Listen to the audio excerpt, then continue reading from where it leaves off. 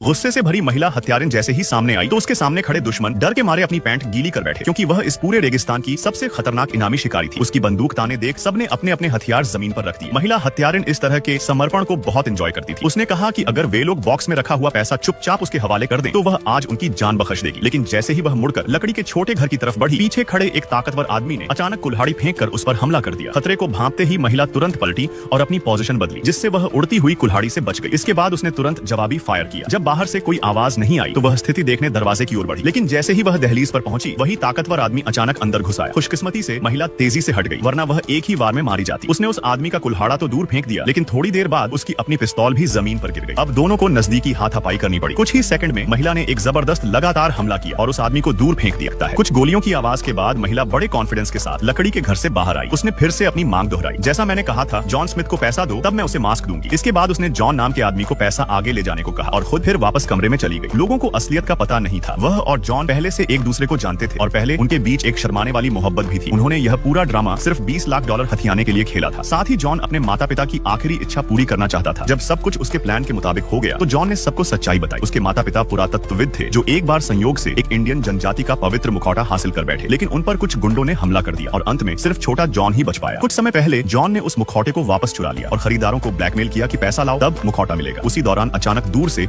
एक मोटरसाइकिल आती दिखाई दी। जॉन हैरान था, लेकिन तभी महिला हत्यारिन घर से बाहर निकली। स्पष्ट था यह वही साथी थी जो उसे लेने आई थी। पर जॉन के होश तब उड़ गए जब उसने देखा कि बाइक चलाने वाली लड़की वही थी जिससे वह हाल ही में प्यार करने लगा था। असल में महिला हत्यारिन ने खुद को बचाने के लिए जॉन की ही चाल उस पर चल दी थी। सब कुछ साफ हो जाने के बाद दोनों महिला साथी बाइक पर बैठकर वहां से तेजी से निकल गई। जब खरीदार अंदर पहुंचा तो उसने देखा कि जॉन पैसा लेकर भाग चुका था। कहानी के अंत में जॉन ने अपने माता पिता की अंतिम इच्छा के अनुसार वह पवित्र मुखौटा इंडियन जनजाति को लौटा दिया।